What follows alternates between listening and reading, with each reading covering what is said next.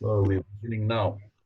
Okay, the purpose really of this this webinar is to get ready. Could you?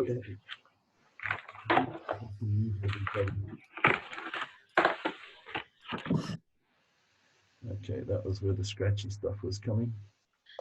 Ian, you have a button there where you can mute everyone else. Okay, I'm just looking to see where that is.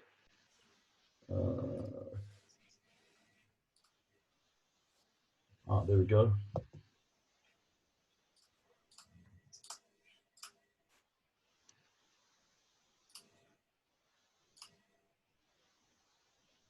Would that be on the microphone?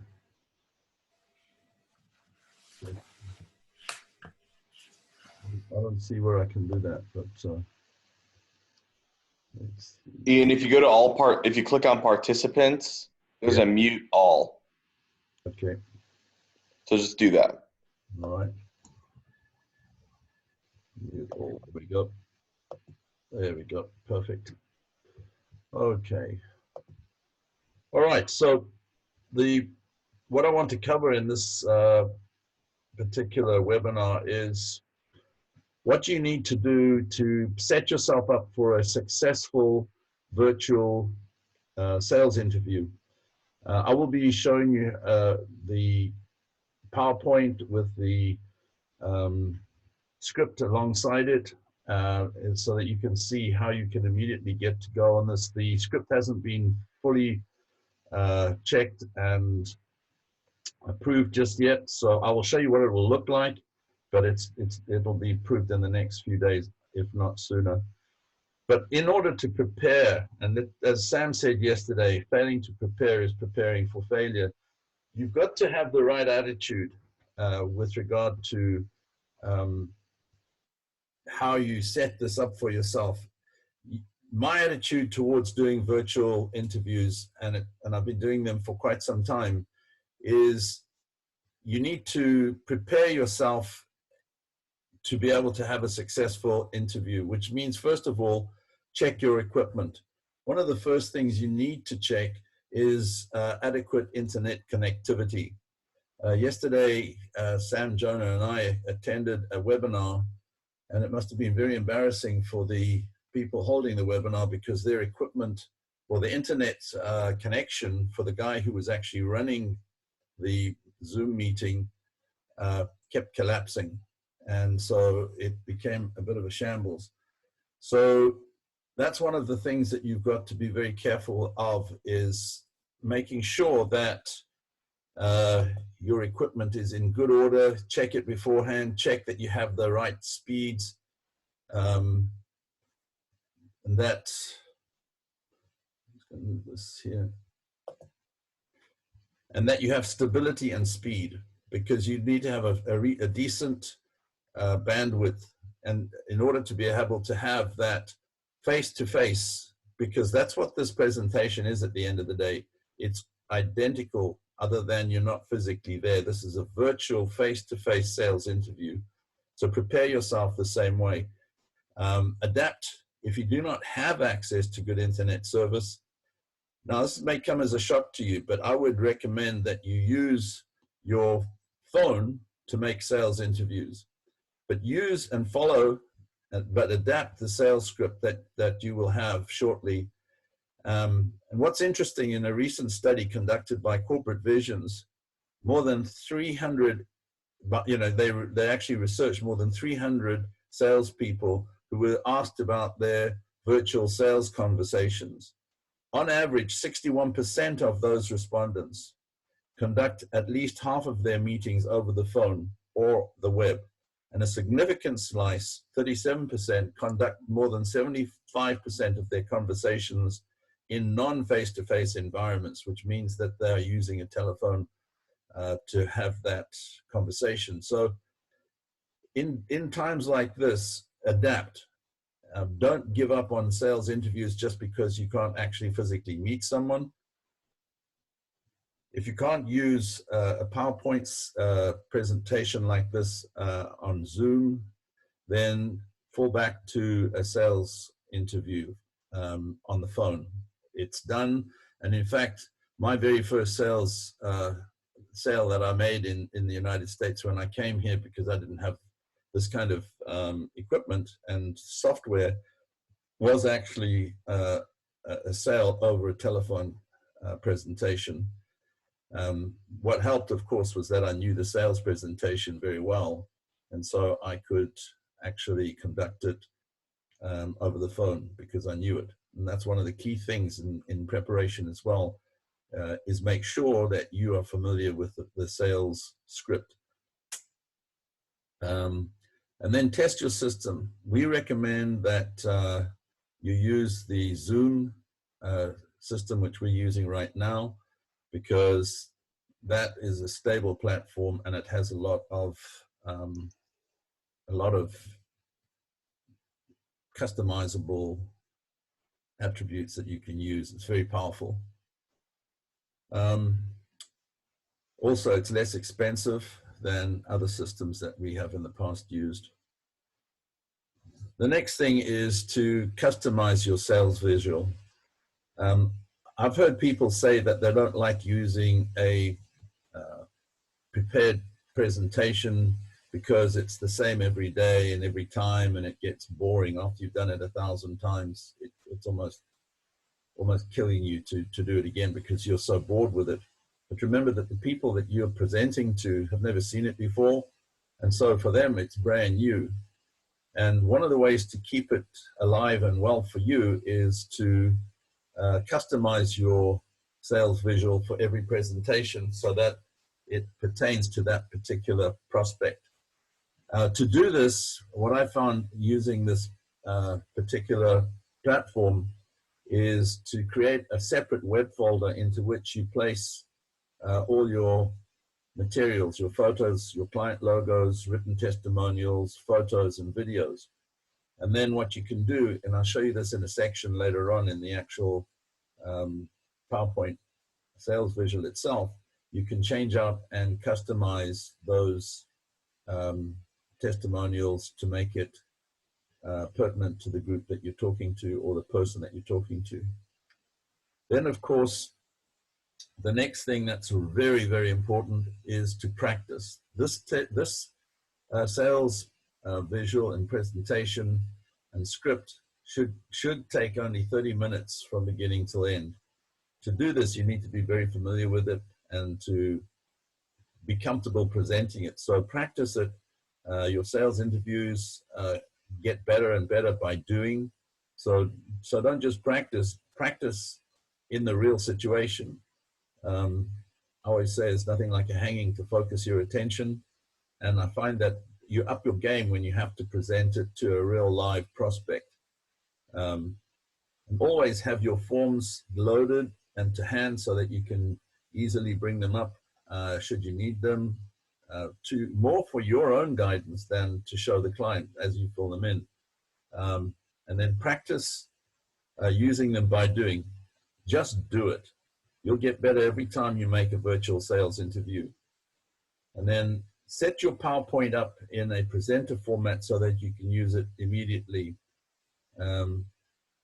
by having the view of your in the notes section of the script alongside each slide. When you do that, your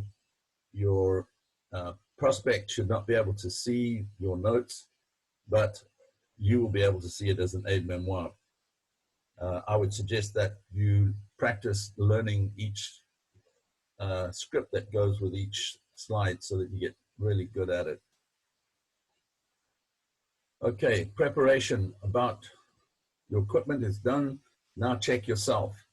I don't know if any of you are pilots, but a pilot before every flight does a check of equipment, and then they do a check of themselves, make sure that they're in the right frame of mind. The same thing will apply to this.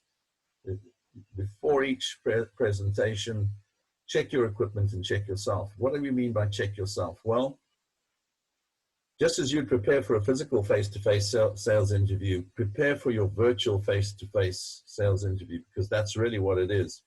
Check your equipment. Then I want you to check yourself. Are you dressed correctly? Do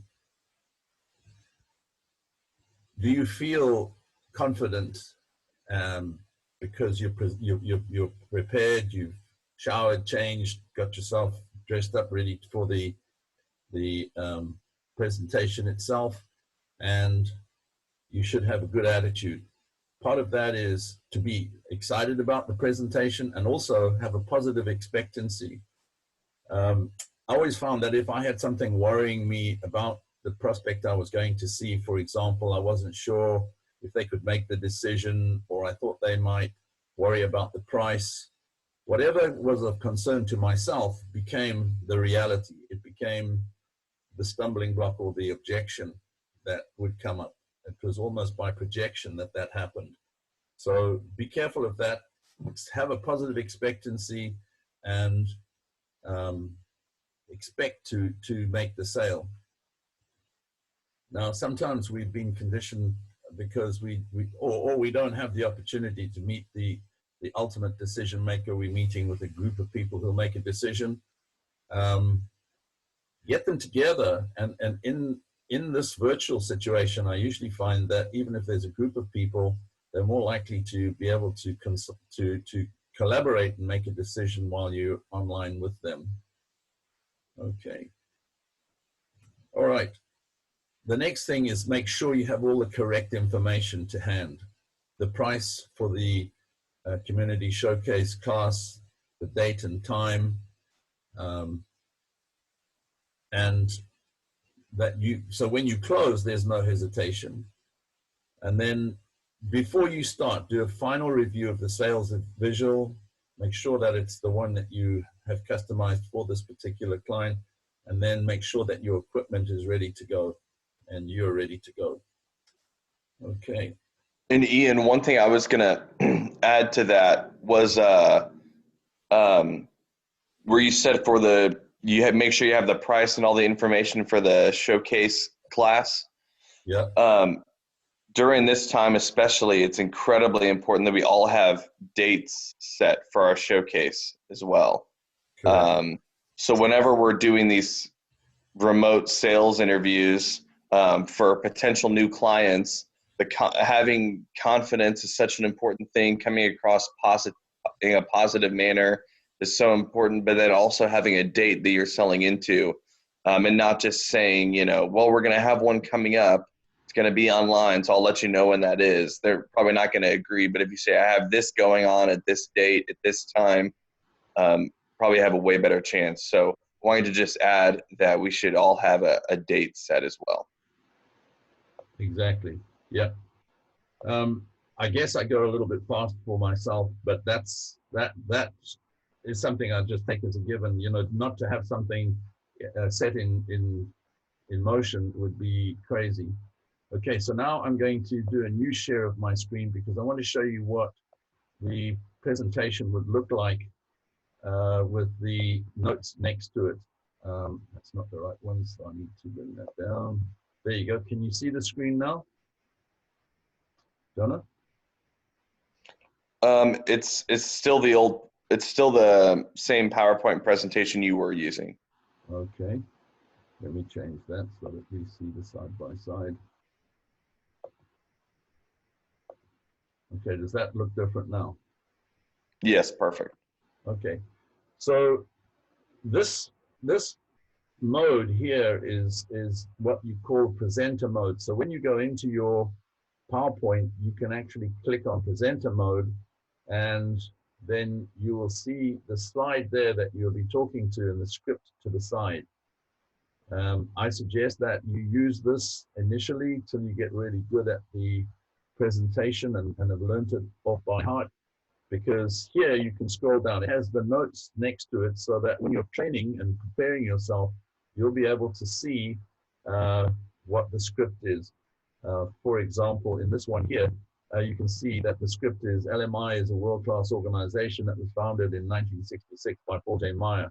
We're a performance improvement company specializing in personal leadership and organizational development. Now, in the slide prior to that, you asked permission to go into this slide. So that script is there. And then you would go into the slide and then start with this spiel. Obviously, it's important before you actually start the slideshow is to have a bit of rapport with the person, talk a little bit about the person that referred you, how well does he know that or she know that person, and so on. By the way, Jonah, I see that there's some questions coming up. So if there's anything. Yeah, it's a good one to address real quick. It was from Karen, and it was, if we are sharing our screen, would the prospect not see the script as well as we are seeing it on yours? No, I'm deliberately showing it to you. They would not see it. When we were talking earlier on, could you, in the previous PowerPoint that I was using, could you see any script? No. Exactly. But I did have it up so that I could see on the side points that I needed to remember. Right. And so we also were just told that if you have in the presentation format, the client will see only the PowerPoint slide without the comment. So that's the key. Right now, you're just showing us what it looks like on your end with the script. Correct. Because I wanted to show you and how you personalize this. If you worried about forgetting the person's name prior to the presentation, where you see name, for example, over here, can you see my cursor? Yes. Yeah, you would put in there the prospect's name, so that that's where the prospect's name would go. So if I was doing this presentation to Jonah, this would read, Jonah, our company specializes in people development, primarily in the executive, managerial, and supervisory areas. We serve the majority of our clients we work with in-house programs where we work with a group of your people on your premises virtually, or we can meet with them virtually anywhere they may be, and help them work towards your goals. Okay, so that's how that would work. And then when we go to 80 countries, this whole thing would tie in with the script. So basically what you need to do is practice the pacing of your delivery with the script that's alongside the slide. And against each slide, there is a script. And then when you come to this part here, this is where you need to be a little creative. I put in some words here to personalize this just to show you what we mean, because here you would walk through these next sort of visuals, 3 visuals that to suit the needs of my personality and also the personality of my client. So I would say here, our company, sorry, is that you, Jonah? There's someone's no. that's come up. And so it's at this point, I would personally say our company facilitates change. Change is inevitable, and challenges come at leaders fast and furious, just as we're now experiencing. Leaders have to embrace change and lead their organizations through change. Okay, then I would go to the next slide. And I'd say, as I mentioned earlier, LMI is a global organization, and this map here shows where LMI is doing business worldwide. Now, you may be thinking, if LMI is global, how come I've not heard of LMI? Well, when did you last see or hear or read an advertisement for Rolls-Royce vehicles? Okay, the answer to that is going to be never. So that's when you say, okay, well, LMI is the Rolls-Royce of the training and development industry. Let's get highlighted. We're ranked number one we were ranked number 1 in 2020 by Entrepreneur Magazine. But I'm not here to talk today about an in-house program. Instead, I'd like to invite you to see our process firsthand in one of our showcase classes. Okay, you go to the community showcase and the script is there. Okay, so you should never get jammed. Everything is right there. Now, in the previous slide, I have put in my words. What I suggest you do is you put in your words or aide-memoire for those 3 slides to get you through that section. And that's where you put in your little personalization. Okay. Here, again, you go to 3 purposes. Now, the next slide is important. And you see what this presentation, it shows you what the next slide will be so that you kind of prepared mentally for it. So I really like this format. Okay, now in this particular section here, I put a couple of logos in there and I've put some spiel underneath there, which relates to that particular client and what they experienced.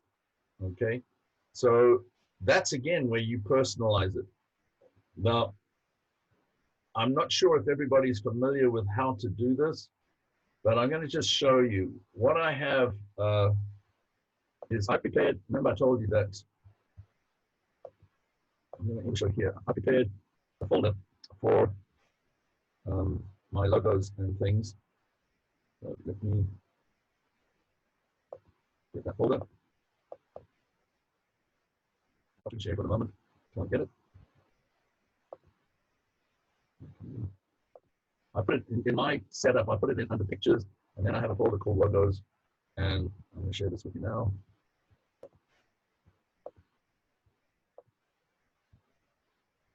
So I created this folder in my pictures thing, and that's where I can draw up. I can pull up any of the logos that I want to insert into my presentation. And I'll show you. So, for example, I'll tap on pictures there.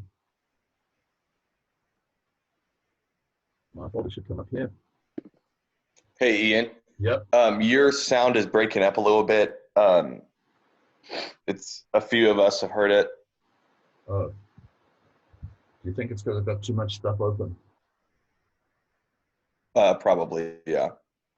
Okay. I don't know what to do about that. I have high-speed internet here. Maybe it's just my computer. Maybe I need to get a new one. Okay. So tell me if it gets really bad. Now, what often will happen is the logo you've chosen will be the wrong size. So you don't want it to look like that. So you right-click and you crop that. So that would fit the place you have. It's still too big, so we'll bring it down. And then you can be creative and you can swivel it.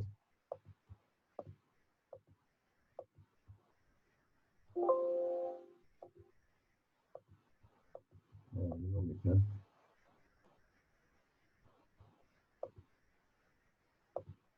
Okay, if you want to, you could turn it like that. And then what you do is you can then put in whatever bit of script you want there in that box there, and then you're good to go. Ian, can you go back to your PowerPoint so we can see what you just put in there? Oh, could you not see that? No, it was on your logos. Okay, I guess what happens is as you switch, you go, okay. Right. Can you see that? Yeah, there we go. Okay, so what I actually did here was that Delta Corporation logo was too big. So when it first came up, it looked like this. So the only part I could see was something like that, which is not going to be much use. So what you do is you go there, you right click, the crop thing comes up, crop option, and then what you do is just crop that logo. That's the size one. Put it in there, and then if you want to swivel it, you can do that, and away you go. And then you create your montage there of different logos, and then in here is where you would put your text, as I've done in the others here. And then there it is. Okay, on the next slide here, you can put in more, or you can just hide that slide. I often just hide that slide because it's not something I want to use because I don't have to put in there. Then the next slide here is where you can put some pretty powerful stuff. You can put, to do this, I have in this particular slide here, I have used a picture of my testimonial, and then I framed it in here to get just the part that I wanted, and I've highlighted the information that I wanted to share. Can you see that still? Jonah? Yes. Okay. Now it looks a bit scruffy there, but when it actually comes up in the presentation, if I go to the presentation slide now, in other words, if I go to the actual slide show here, let me do that.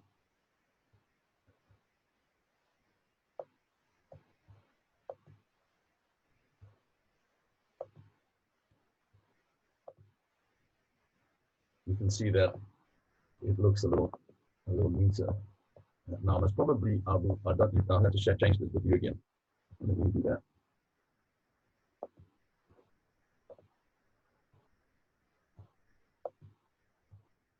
Okay, can you see that? Yeah. I'm Rose Crossley. So you can put in videos and so on there. I just took one and put one in there, so it's as easy as that, and then it will run. You can pause it. You can talk about the first script, and I've highlighted the information there where the pertinent things. This is a guy who works at Farm Bureau. Client of mine, production has increased 100% over the same time period last year, and is increasing and is continuing to increase each month. And then his recommendation, and that's how that slide works. Okay, I'm going to go back to end the show and stop that sharing and go back to what I was doing before. If there are any questions at this stage, it might be a good time to ask those questions.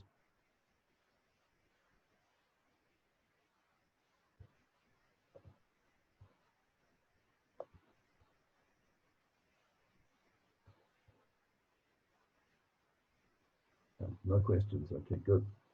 And then you go through the same, the whole presentation is the same up to this point. At this point here, everything stops, and you then go to the client information sheet, and you would then start going through that whole interview with the clients to do that. Now, you can use that sheet, or you can use a bit of a cheat sheet. Let me just go here to this slide, show you what I've done.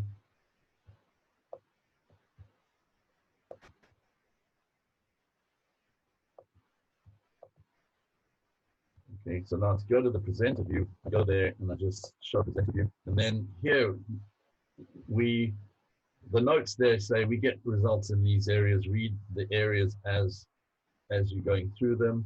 But it's suggested that you complete whatever information that you have on this client before the actual sales visual presentation, because you want to have that sheet completed as much as possible, so that when you're asking questions, you're just filling in those blank areas that you don't have information. Presumably you're all familiar with the client information sheet. Okay, so this slide, LMI is dedicated to developing leaders and organizations, and then that spiel there, and then you ask a series of what and why questions to expand the information you need and to be able to build the specific value to the individual and the organization. So you go through this. These are the areas that we get results in. Which one is the most important to you? Okay, so we've got to use the script here. Can you see the screen on at the moment, Jonah? Yes. Good, okay. And so these are the questions you can go through here. And then you would go straight from here to the close. As you can see here, what's preventing you from getting those now? So in other words, and then you use the summarization of what you heard from the client. And what I do here is, because I have the sales interview sheet with me, I'm making all my notes there. And then to be able to do that summary or the summarization at this point, I can then say, okay, Jonah, so what I hear you saying is you want to increase your communication now that you're forced into all working at home. And this is vital for your organization to be able to coordinate and still be able to run the business. Suppose we could find a way to make those changes. How would this affect the organization, blah, blah, blah. Your employees, your customers, and you personally. And based on what you just told me, what would this change or improvement be worth to you? You get a number. The number is important, because what are you going to do with that number? If it's worth $100,000 or 100,000 euros, you're going to be saying to them, well, when you get to the price, you're going to be saying, well, for an investment of just this much, these are the things, this is what it's going to be ultimately worth to you. So it's a great opportunity. Are any of these important enough for you to start now? Okay, this is where you have to get an absolute yes. Otherwise, you have to go back and ask questions and see if you can do another trial close. Or if a person says, well, actually, this is all very interesting, but I don't see how it's any different to anything that you've done in the past. So I put in here one objection, which is, how are you going to do that? It sounds fantastic, but I just don't understand how it would work. that's when we say we found it to be true that companies develop leadership in themselves, and that people will outperform companies by 30 to 40% of who don't. So then we go to the next slide and go to the close. Otherwise, we would close there. What resources are available? And then we go through this series of resources and we talk about them. Okay, and as I say, as I mentioned before, you've used other things in the past in the attempt to get results that you were looking for, such as these on the slide. But, okay, so you go through all of these. And then the next slide is the problem with these traditional approaches is they lack four things, okay? And then we've got this nice slide here, which enables you to talk through these points as the graph is. Thank you. And then the most important thing is there's no measurement of results or measured return on investment, okay? So then you go to the next, like, however, LMI is different. In the LMI process, we have, let's keep doing that. We have executive workshops, held on the premises or any voice, basically choice, because now we can do this virtually. On the job application, you might, as you learn, work without taking you away from your workplace. Now that your workplace may be at home, we can run this at people's homes and still take them through this process, and so on and so forth. So you can. Ian? Yes. Back to the slide where it's got all the, basically the issues that LMI can provide solutions for, and you said to ask them, what is this worth to you? Yes. What if they struggle identifying a number? Because that's not a typical question that they would answer normally. Is that because you don't normally ask it, or because? I don't think it's normally asked of people. What Okay. difference what would it be worth to you if your team communicated more effectively? I think that's a good question, and I've tried to address this at some of the conventions. I just automatically go into that mode because that's the way I think, and I have absolutely no problem with that. So yes, you have to, if you ask, and I think it's something you need to get used to. And I know, Karen, you kind of, I'm not trying to say it's just you. I think a lot of people kind of find that might be a bit difficult for them, so they assume it's difficult for their client. Often people might say, well, how do you mean? You say, well, if you continue communicating the way you are now and doing things the same way and getting the same results, you say you want to improve your business from being able to continue operating virtually now to continue your operation. If you didn't do that, what would happen to your sales? What would happen to your organization? This would just be dead time. What would that loss be, do you think? And you get them to think through it. It's important that they come up with the number, not you. Because, right. I have found in the sales when I do it that they're not used to answering that. So then that takes longer to, like if it takes them a while to get to that place of, okay, now I can attach a monetary amount to this. Okay. Well, I guess it's something that you can address in a separate situation, a separate discussion, but there are different ways of looking at it. You can either look at it from how would this affect your sales? How would this affect your productivity? What would that be worth?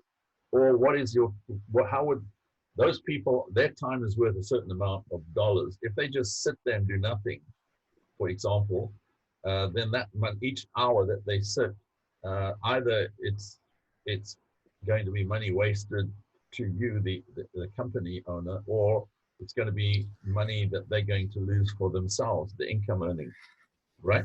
Yep. Thank you. Yeah, Karen, I think this is a great topic for one of our Right Stuff group meetings. Okay. And I think as part of that, because there may be other people outside of the US that are struggling with the same issue, it may be, Sam and Jonah, it may be something we can look at as another webinar subject, because I think it's really important. If there isn't the value, then there isn't the value of actually making a decision now isn't apparent. So there's no rush. So I think it's important to establish that, because it also establishes the return on investment, which is vital to our argument. Okay, a good question, Karen. Then you can go into this triangle of communication, how we develop the mentorship within an organization and the power of that, because that to me is another added value of our process that a lot of people don't realize, but quite often companies are asking, how have you got a program on mentorship? Well, every one of our programs has mentorship built into it if it's done correctly. So this is a great opportunity to add another layer of benefit, because here we say, you know, when a person enrolls in a course, we ask each organization to assign a mentor, and that mentor is usually their direct supervisor, and that's how you develop layers of mentorship throughout the organization. Okay, so then you take them through this stuff. As you're going through this other slide here, by the way, there's a whole lot of, let me just take it back one here, because the slide is automatic. Okay, so it starts to load itself. So as that's going through here, you can talk about the behavioral change, you can talk about performance issues and so on, all the different steps and how those steps are now integrated into this process. Okay. And it's at this point you would then say, get out your enrollment form, or you can go to the next slide and say here, okay, there are three.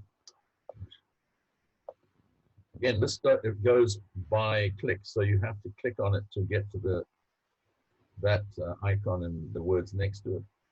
And so you say, okay, there's the three questions you may have in your mind right now, and that's why we got that little picture. That's the prospect, and these could be the questions that prospect has. Is, will this process provide the results we desire? That's when you go back to that return on investment. This is where you are now. This is where you said you'd like to be. Is this worth it? And then, will it give you a reasonable return on that investment and the results? And is it? And then you get back to that same close. Is there any reason why you wouldn't want to start now to get on this and take advantage of the situation? Okay. So again, there's that close there. So there's two opportunities to really, or three opportunities to close in this presentation. There are trial closes along the way. Those are the three areas that you would do your close. And then, of course, the most important thing at the end is to ask for referrals. If we don't ask for referrals, we're missing a huge opportunity. Our business is referral driven, and if you haven't figured that out by now, that's maybe why you're struggling. At each opportunity here, it begins in the sales interview. You begin asking for referrals, then you ask for referrals at every point along the way through the process. When you do the kickoff, when you do the goal setting, when you do lesson 1, 2, 3, the mid-course evaluation, lesson 4, lesson 5, at each point, you're asking for referrals. The reason I say this is because we often forget that it takes 6 exposures to a new idea before you're likely to act on it. And so often we'll ask for referrals once, and that may be at the post-course review. We ask for referrals there, and then we get surprised when we don't get any.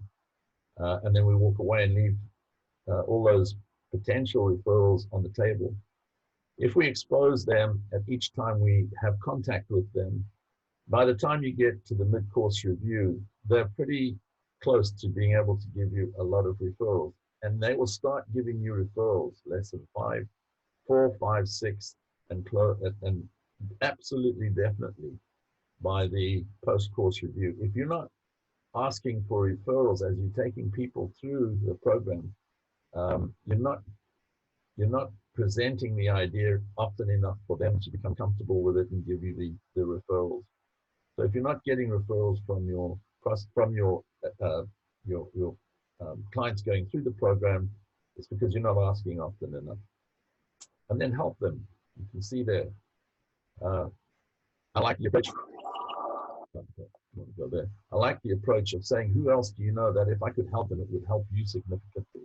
I think that's a really good approach, because you're not selling, you're helping. And that's really what we're doing throughout this whole presentation. Going virtual is we're extending our hand to people to help them get through this situation. We're doing it with nice social distance. We're doing it virtually. So that's the presentation. Those are some of the things you need to bear in mind.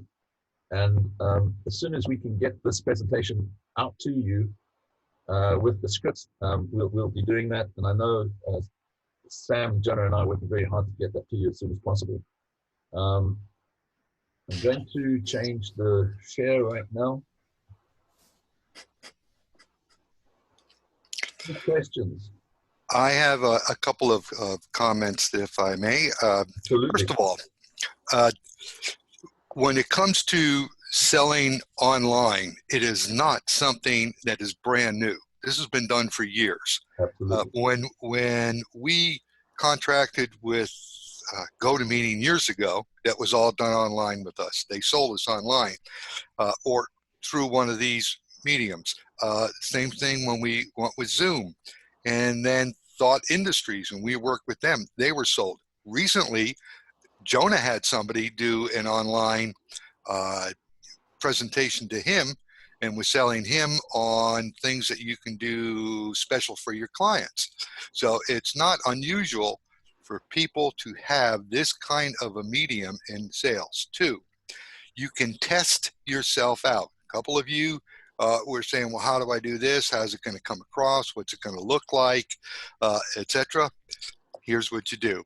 Mostly everybody has an iPad or an iPhone or Android tablet or something.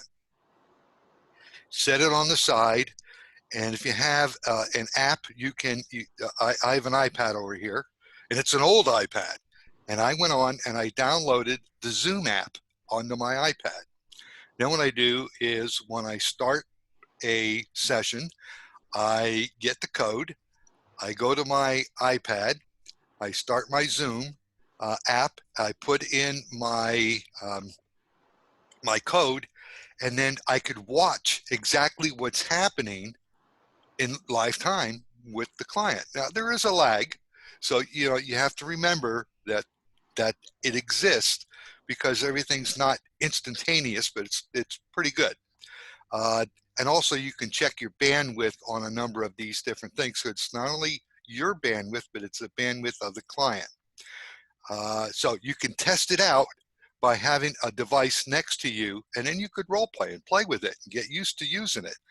The third thing is, I noticed, and maybe it was just my system, because I do have the cable company coming out at any moment, hopefully, because it seems like there's so many people now on the internet working from home that my bandwidth has decreased, and I don't like that. So they're coming out here to check my bandwidth and to see what they can do to fix it. So what you can do is, I noticed that when Ian was doing some of his presentation, when he would click on and show his the screen and the animations that go with it, the animations were getting jerky, and his voice was staggering as the animations were trying to go. When you have animations in a PowerPoint, it's going to take up bandwidth in order to be able to do all that stuff. You may want to delete some of the animations and just make them standard and then talk about them. I mean, that's something you can play with. If you like all the animations, great. If the animations are getting in your way and making it jerky, eliminate them. Smoothness and keeping it simple is the most important thing you can do. Those are my 3 comments. Ian, you're muted.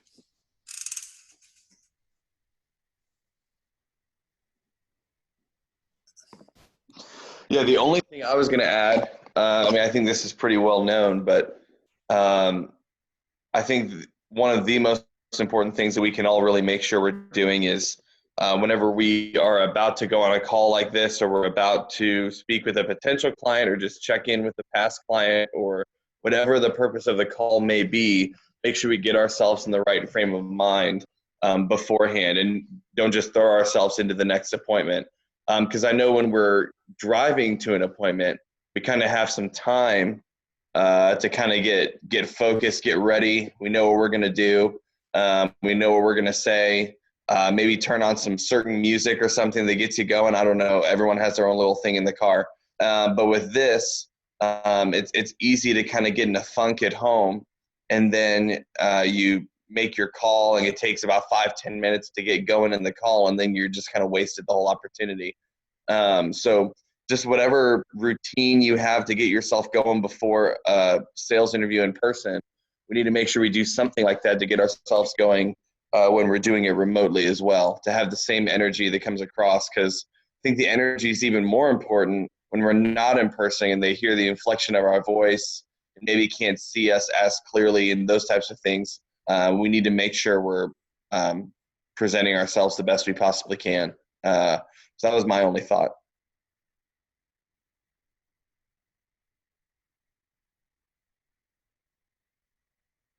But a comment from the peanut gallery. So I actually tried, just wanted to give like a report back. So last week I tried this new sales visual. I didn't try it, I used it. I did hide a few slides because I didn't have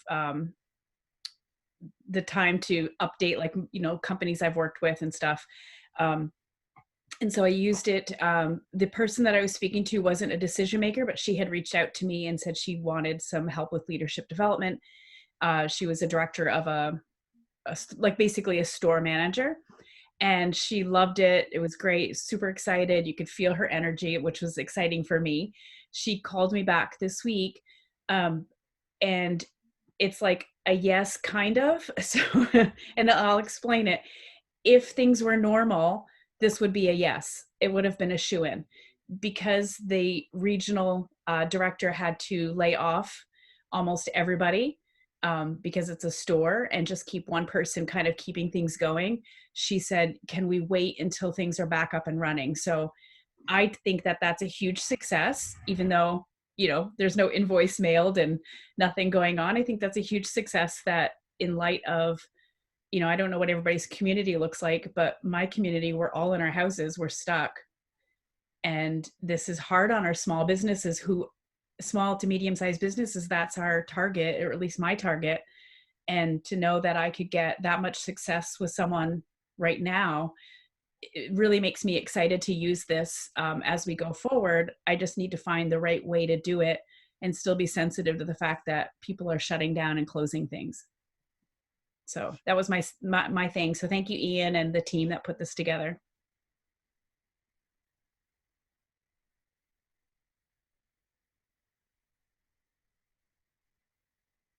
Ian, this is, yeah. I actually have, first of all, thank you for the presentation and today. And I have specific question is, because currently we have coronavirus, this situation. So actually, it's very hard to for me to contact with the previous clients or potential clients. Although I send many emails or leave message, but get no reply. Besides, from other news, we also learned that there are challenging time for all the clients. How could I mean, what kind of conversation can I start, or to tell them that we really can support you and help you and concerned about you? So kind of dilemma. One side is don't want to interfere. Another side is really want to help. Thank you.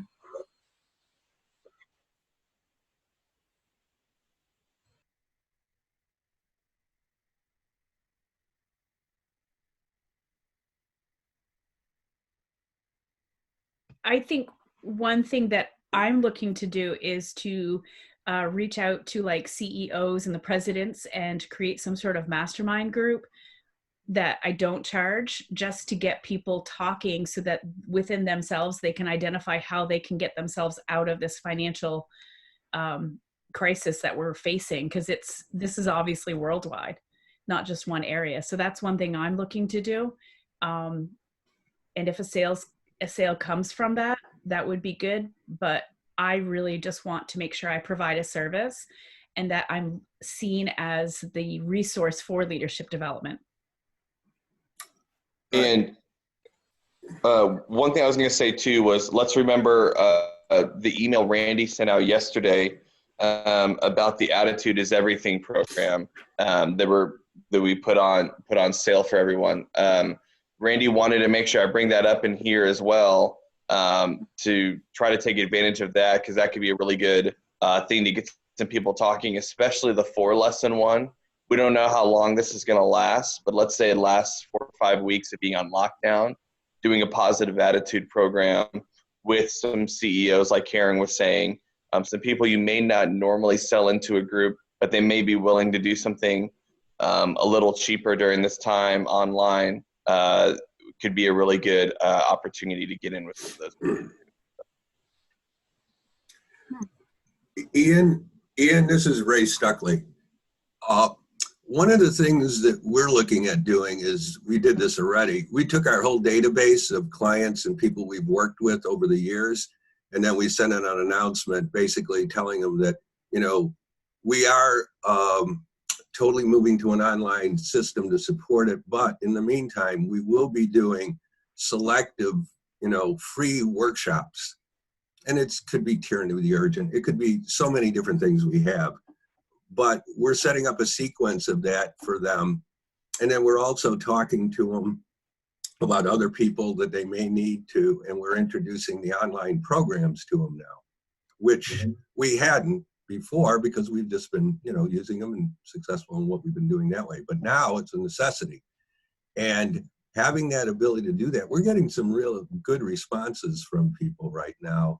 I mean, we haven't started anything yet. It's going to continue now. We've got a whole pattern of what we're going to be putting out for the next 2 to 3 weeks, and we're creating some things. We've also gotten to one of our clients who was the head of an organization, and she was looking for something for her group, which was 75 suppliers to the McDonald's organization. So we're going to do an online program with them on goal setting and time management in critical situations. I mean, you know, we'll come up with that PowerPoint that we have. We've got various ones. So that's another thing we're moving into, and that's going to be done in May. So we are looking at things to keep contact with people right now. That's the key, is to have that contact with them. And then you can talk for referrals. You can talk about other things.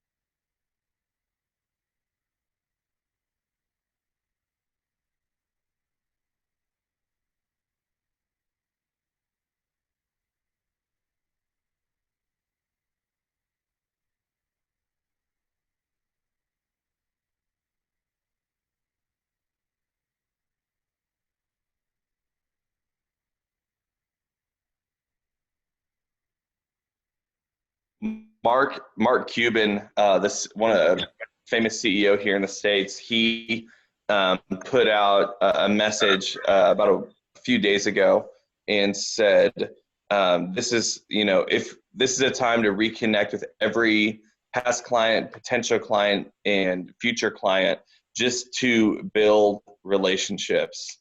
And sales may come from that, they may not, but this is the best time we've ever had to reach out to people to see how they're doing, see how we can help. And then, like Ian said, a sale may come from that right now. And if it doesn't, there's nothing bad that's going to come from it. And in the future, something really, really good could come from it. So it's a great time to be reaching out to everyone possible. And I've gotten a few questions about the Attitude is Everything program. The email went to just the master licensees and general directors. And so it's available everywhere. It's only in English right now online. But if you want more information on that, email your master licensee or have your master licensee or general director email us at the home office, and we'll get that set up for you, just to answer all those questions. Thank you.